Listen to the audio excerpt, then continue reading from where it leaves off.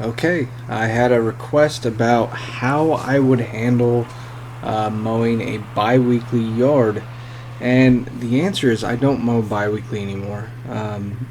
This footage is actually from last year, 2018, so I'm going back further. So this footage is from 2018, and it was basically they asked me to come clean up the yard, and I just mowed the front yard. That's it. That's all they wanted was a clean up on the front yard, and it was the mother-in-law that asked me to take care of it. I was mowing the lawn next door, and I figured, why not? I got a little time. I'll squeeze it in. I'll make it happen, right? So this is real-time footage. This is how I'm mowing it. What you will notice is that I'm blowing everything in because I don't want to shoot it onto their porch or in their bushes. And when I get over to their hand blowing it at the bushes, I guess not. Anyways, I'm gonna do back and forth passes, and I'm gonna disperse the grass. It's gonna take more than one cut as well. I think at this point from watching it, it was probably about a month and a half out from being cut. This lawn's slow growing, but I would compare it to most bi-weekly yards. So anyways, what you're going to do is you're going to end up probably mowing it multiple times if you want it to look pretty good, or you're going to have to mow it real slow. Now some push mowers clean this up pretty well. If you're going to bag, it might clean up well. Keep in mind if you're going to bag, it's going to take a lot longer. So if I was still push mowing yards, I don't know if you're push mowing or not, if I was still push mowing yards, I would hook up the side discharge. Another common question is, do I bag? Do I only side discharge? What type of blades do I use? I get this kind of questions quite a bit as well. The answer is I side discharge everything. I've gotten very good about not discharging on the side of houses or on cars, and I will throttle down the mower so that it won't shoot out as far. So like right here, I'm paying attention to how far I'm shooting out the side, and then you won't see me take passes towards that car at a certain distance. Normally I wouldn't really care too much on a weekly yard. I can do a double pass and probably not sling on the car. In this case, this is thick and wet and nasty, so I got to pay attention to where I'm throwing this stuff, and I don't want to throw it on that nice car. It's going to cost me money not only to get it clean, but I could do damage to it as well. So I don't run a chute blocker, although I wouldn't mind a chute blocker. That would be kind of convenient because in areas like this, I could just drop it and keep with my same striping pattern. In the area I'm at, we're in the Midwest, and I'm in Tulsa, Oklahoma. We don't get a whole lot of striping. But you can still stripe. They just don't last long. It's not like up north they've got fescue in the cool season grasses. They really show off in the stripes. Here, you'll stripe, it'll leave a pattern for a day or two, maybe, and it'll look pretty good. Sometimes we have fescue yards and you get to stripe, and those are fun, but you really have to baby fescue to make it work around here. As far as blades that I use gator blades all year long. It's a mulching blade.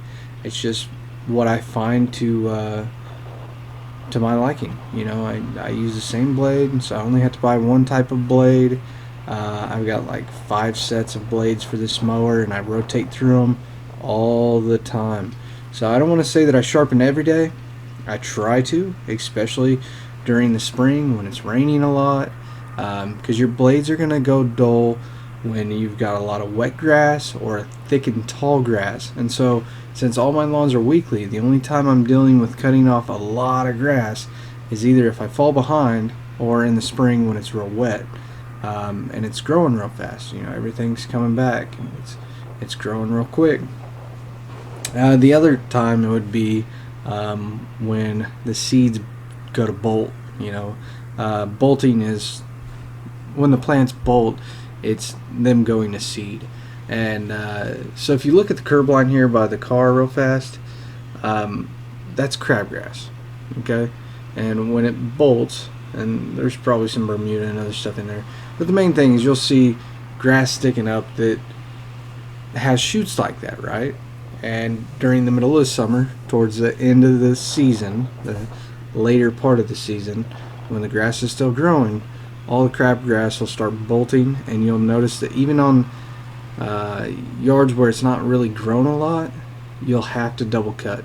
I really try to avoid crabgrass lawns anymore. I used to take them on a lot because that's the type of people that were calling me. I really took on the good, the bad, and the ugly when it came to lawns. And that's just kind of how I went with it. But after a while, I kind of decided I don't want to push mow anymore because it was wearing me out. I don't want to mow tall stuff anymore because it's tearing up my equipment and it's wearing me out. See, like, the thing is, I did this front yard here, and this is real-time footage. It's almost 30 minutes.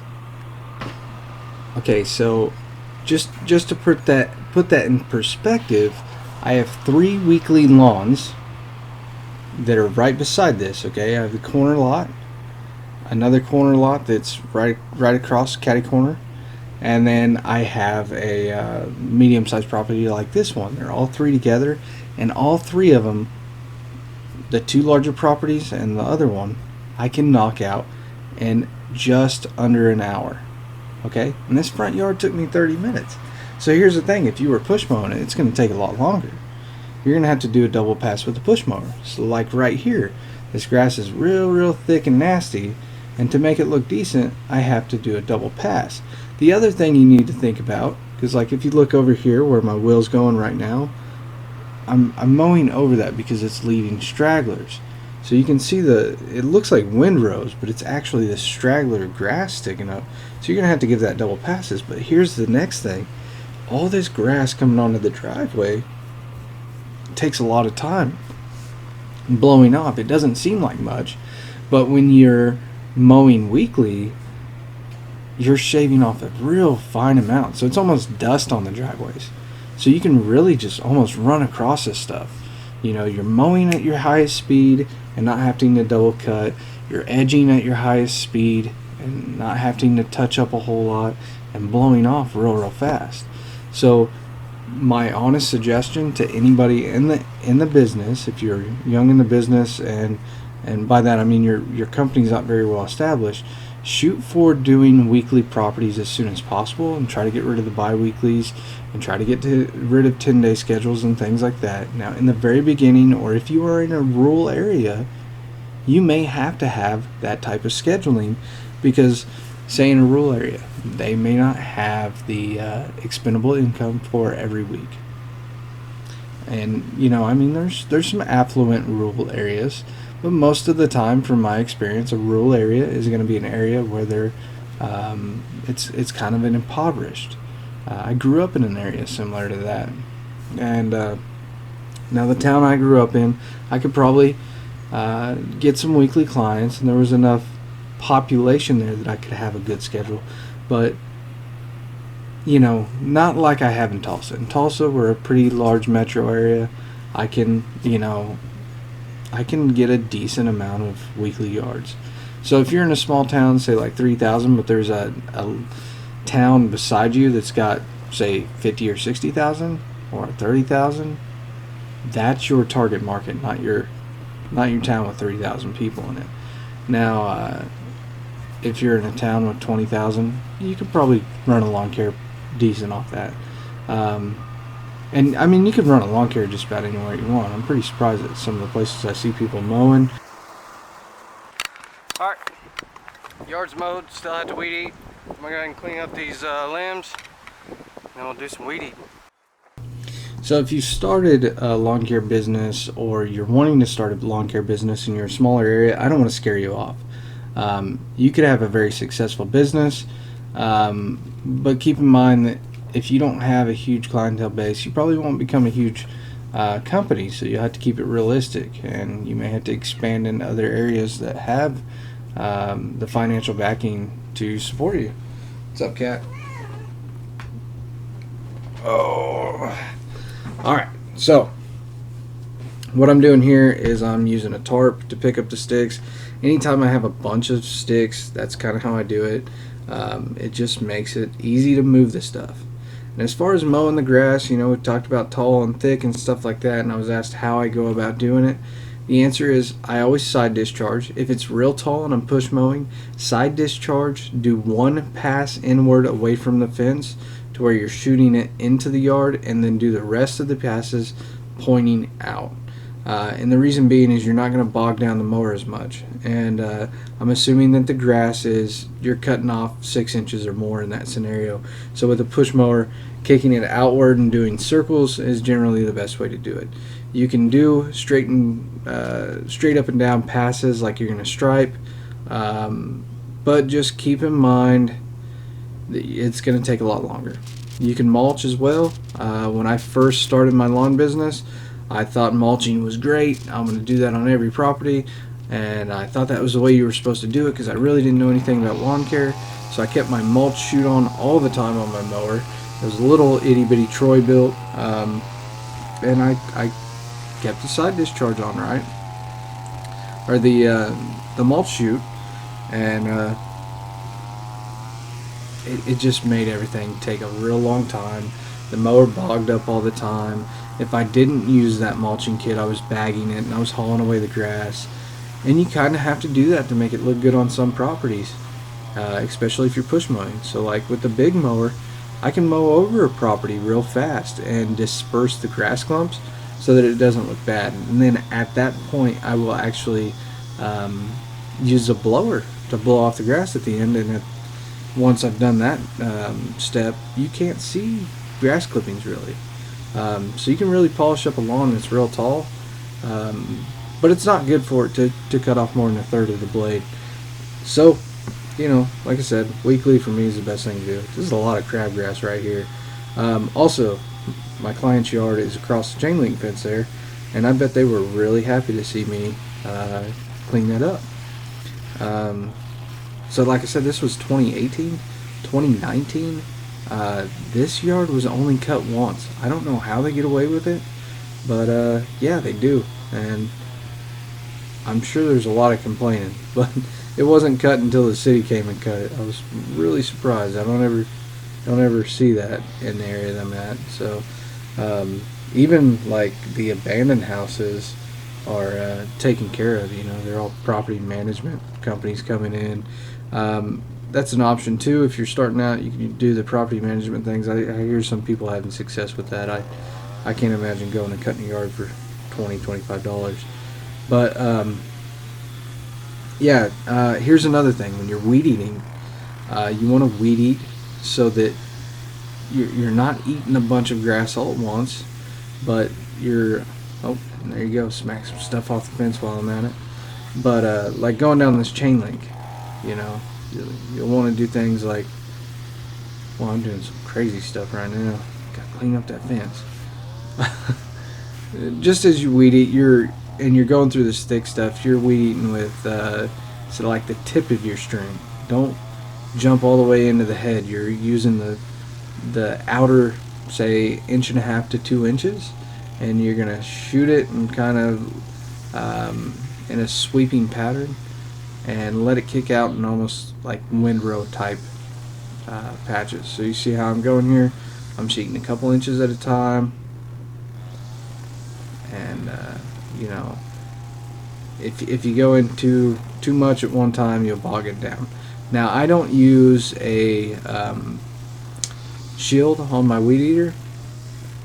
That all comes down to preference. OSHA rules, I don't know. It is a safety, so if you're taking it off, it might be an issue with OSHA. In my personal opinion, and keep in mind that most of the time it's just me using this weed eater, in my personal opinion, as far as a safety, it's not really there other than for a safety for the engine. Oh, look at me moving along. I'm listening to something that's good. Da, da, da, da. I wonder if it's rock or rap, man. Who knows? Who knows? It's hit or miss. Now that I've got it mostly smacked down, I'm going to come in here and just kind of do a polishing pass on the fence line.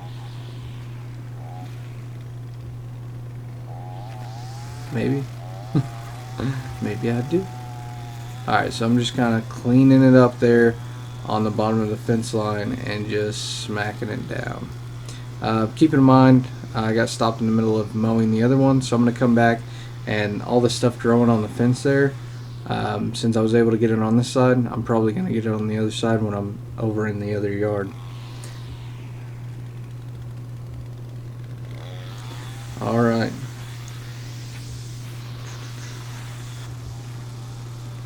So here, just coming around the flower beds while I'm doing that, I'm trying to get underneath the bushes as well, so a little bit into the flower beds.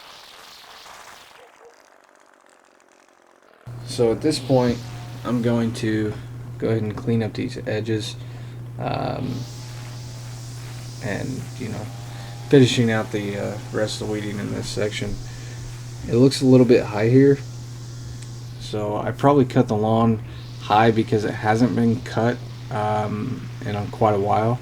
I do cut my lawns on the higher side, but I will say if you're coming in every 2 weeks, I would try to keep them a little bit lower.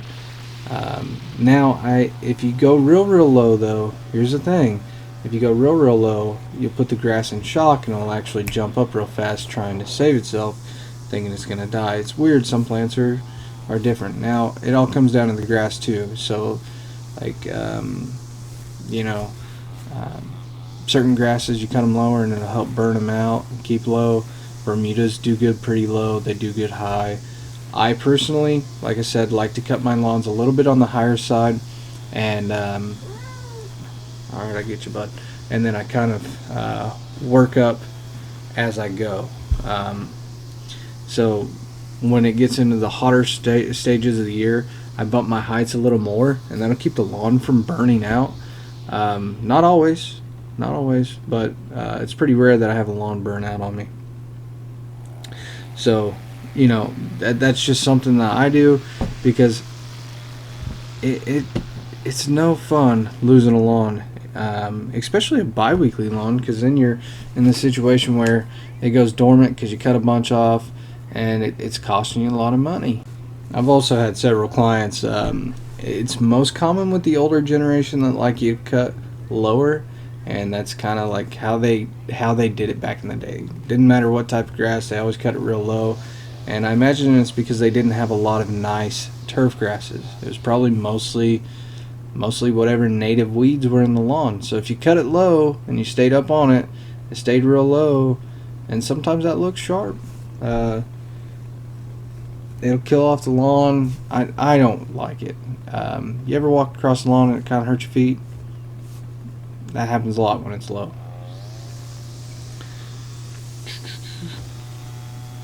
Alright, so here I'm beveling the outer edge before I edge it. I'm beveling it down. That's not to say I'm going at an angle really. I'm just more of straightening it up because my mower mows it, but when it's not thick enough, like on the edge there, it doesn't cut it very good. So like when you cut a thick lawn versus a thin lawn, if it's real thick, you'll leave stragglers. If it's real thick and tall, you'll leave stragglers. And then the same thing, if it's real thin and there's no support on the grass, you'll leave stragglers. So there's this happy medium.